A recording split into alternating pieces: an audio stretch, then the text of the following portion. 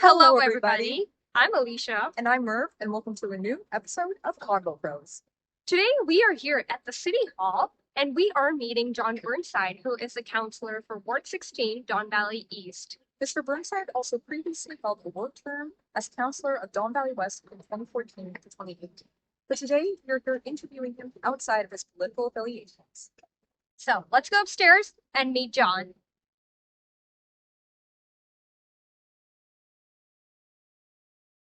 Hello, everyone. As mentioned before, we are here with Jon Burnside, who's been a city councillor for Ward 16 about 2 years now, but he's been a resident of Don Valley East about tenfold amount of that time. Having been a police officer for a decade, spearheading the creation of free House League hockey for Flemington Park, and actively volunteering in old folks' homes, Mr. Burnside is an active member of the community. Moreover, he is an environmentalist and shelters rescue dogs. So, Mr. Burnside, thank you so much for joining us today, and let us dive right into burning questions with Burnside.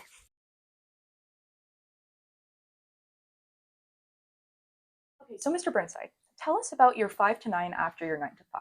What does your life look like outside of the office? Well, for me, it's all about my dogs. So it's making sure that they're rescue dogs. So I rescue dogs from the United States where they use them for hunting, and then they lose them, and there's so many they ultimately get euthanized. So I have one dog from Virginia, and I have another dog from West Virginia. And so I'm really committed to making sure that they get their proper exercise about 2 hours a day.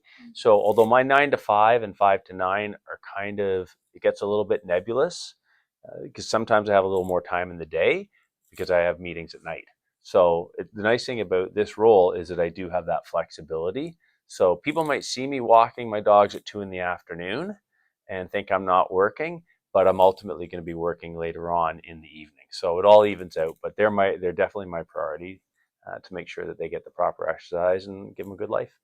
That's so sweet. Oh my goodness. Amazing. So how do you balance your work-life responsibilities with your personal life? Well, the good thing about me is I'm an old guy, so and I don't have kids, so I have a lot of flexibility. You know, I'm not running kids around, and you know, I'm pretty stable where I am. So you know, it's a job I love, and you know, I think being a politician, it's as busy as you want it to be. You can work really hard, or you can do nothing at all. But if you do nothing at all, be prepared for the consequences come the next election. So I think it's easy to sort of figure out how to balance that out. And after you've done it for a while, as you mentioned, I've been the counselor for the last 2 years, but I was also a counselor for 4 years before, from 2014 to 2018.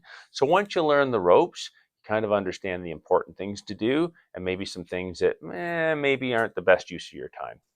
Yeah, that's fantastic.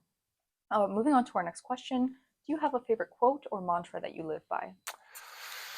Oh, a favorite quote. Well, actually, I was just I'm on the radio on John Moore in the mornings for a little round table, and we're talking about an issue. And he mentioned that I was right on the issue, and I always say, well, I'd rather be lucky than smart. And so I kind of realized that not to take yourself too seriously, and that quite often one's success, although hard work is obviously a big part of that, but sometimes it's just luck, being in the right place at the right time. And of course, you make your own luck by working hard. But I also recognize that you know, a lot of my success has just been about good luck. Fantastic. Yes. Good luck. Good luck.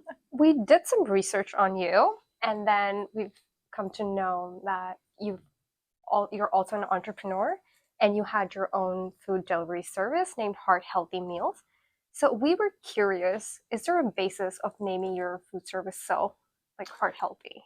So when I was a police officer for 10 years, Mhm. as you know, but I also wanted to do something else in the entrepreneurial world. So I started a food company, which was long before the latest delivery. No one was actually doing it in the city. They were doing it in the United States. So I copied their idea, and with a friend from high school, actually. Okay. And so my first company was in the zone delivery.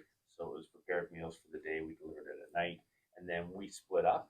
And so I was looking at the Heart and Stroke Foundation, sort of the parameters they used of what they thought would be a healthy diet. So I sort of put a twist on that. So that was the basis, was the Heart Fantastic. Wow, Nice. that's fantastic. It must get super stressful with so much going on in your life at once. So what we want to know is if you have a favorite spot in the city where you like to relax or unwind. You guys have some pretty good questions. I'll give you that. Well, so for me, it's all about my dogs, Mhm. right? So I think exercise in general is good. So I do go to the gym, but I also, I'm walking my dogs an hour at a time. I tend to go down to the East On Trail, and so that's a lot of nature. The river's there, Yep. so that's really. I think you always just need time to think. Mhm. Wherever you are, I think I believe that time to actually think about things really goes a long way. Mhm. Yep. Stoicism. Yes. Okay. Let's be delusional for some time and assume you were invisible for a day. How would you spend it and what would you do?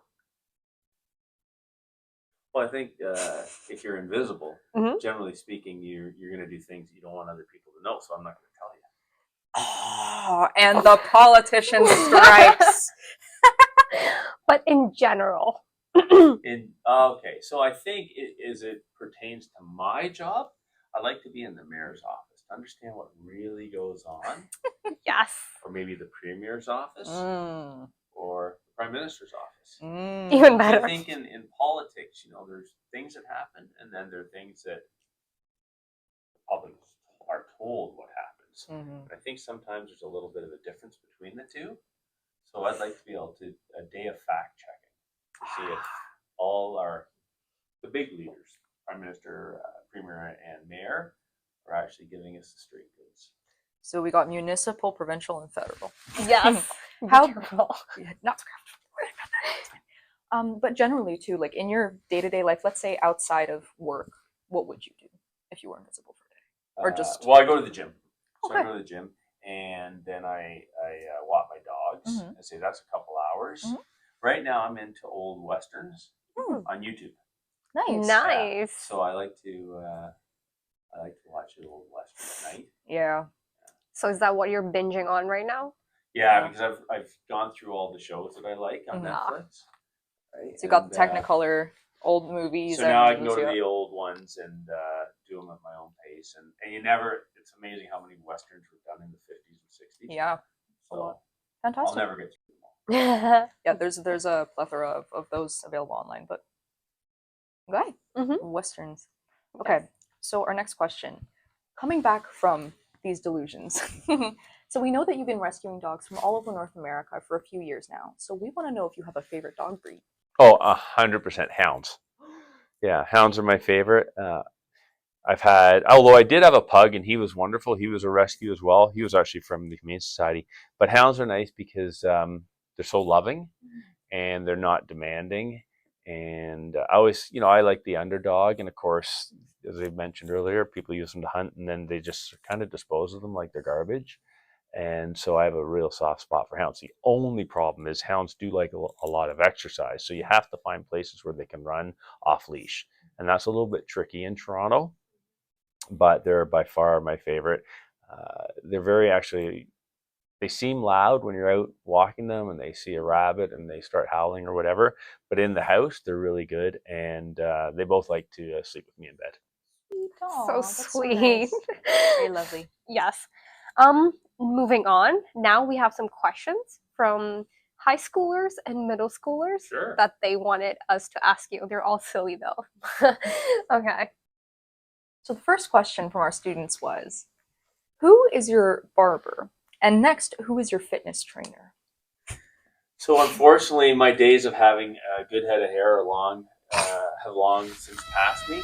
So I used to go to a little Joe's Barber on Bayview at Millwood in Leaside, and then the pandemic hit. So coincidentally, I did have the trimmer, little clippers, so I do my own now. Nice, looks good. What about you? I don't have a lot to work with, but and now the worst part about getting old is you not only as a guy you lose your hair, but then what you have goes gray. So it's a double whammy. But I use clippers, and because there's not a lot to work with, I'm actually pretty quick. You know what? That's better than paying them. And you had a second question, I think, in there. We did. Who is your fitness trainer if you have one? I don't have one. There you go. Yeah, so, I read a little bit, so now I'm into in terms of working out. So I now just work out 15 minutes a day, and I do something called drop sets. Use kind of like a heavy weight. You take off 10 pounds, and then do the next exercise, and then the next, and literally you're done each exercise in about 3 or 4 minutes. So it's really intense, but it's really quick. So I can just whip into the gym and whip out, and no one misses me. Great. It's pretty good actually, and then it's just if you're doing this, consistently, and it's a pretty good workout for you. Yeah, Nice. quick. And the second question was, would you rather survive a day without cuddled from moonshine and indie, or face a wrap by saying no to their favorite treats for a week? The thing about dogs is they don't judge. And if they did judge, they're very forgiving. So I would not want to miss the cuddle. Okay. Because if I don't give them their favorite treat, first of all, they'll eat anything else. So they're not picky in that way. Mm-hmm. But I'd definitely be the loser if I missed out on that day. Yes. So, spill the tea, as they say, the Gen Zers. What's one high school shenanigan that you pulled off that still makes you laugh or cringe to this day? So the thing is, I didn't really, I didn't have any sort of shenanigans, but I would say that when I was 16 years old, I bought a car. And because as a guy in those days, it was all about having a car. And I would say some of my driving habits left a lot to be desired. So I cringe at the way I drove, and I'm just very thankful that nothing negative came out of it. I did like to go a little too fast and do some other things that I'm not proud of. It's a natural part of being a teenager, so it's always forgiven. Don't worry. Yes. Okay. So this was actually a question from us. Are you secretly made up of cotton candy? Cotton candy. Because we've seen your Instagram posts, and most of them was you making cotton candy, and we were like, what is this between you and cotton candy? So it's a great question. So when I ran the first time, the big thing in city council is you're not part of a political party. Mm-hmm. So you are your brand. You have to get your name out there. And so when I ran the first time, I would go to events, like fun fairs and whatnot. But any parent with their kid wants to be with their kid. They don't want someone coming up to them and saying, I'm running for city council, and give them a business card, because you're just bothering them. So I thought, as opposed to doing that, I needed to figure out something where they came to me and they saw me as doing them a favor, right? Or doing something kind, because there's also what they call the rule of reciprocity. You do something good for someone, they want to do something good for you. So there is a little bit of psychology in there. And so I settled on a cotton candy machine, because pretty much every kid loves cotton candy, and it's very low cost to do.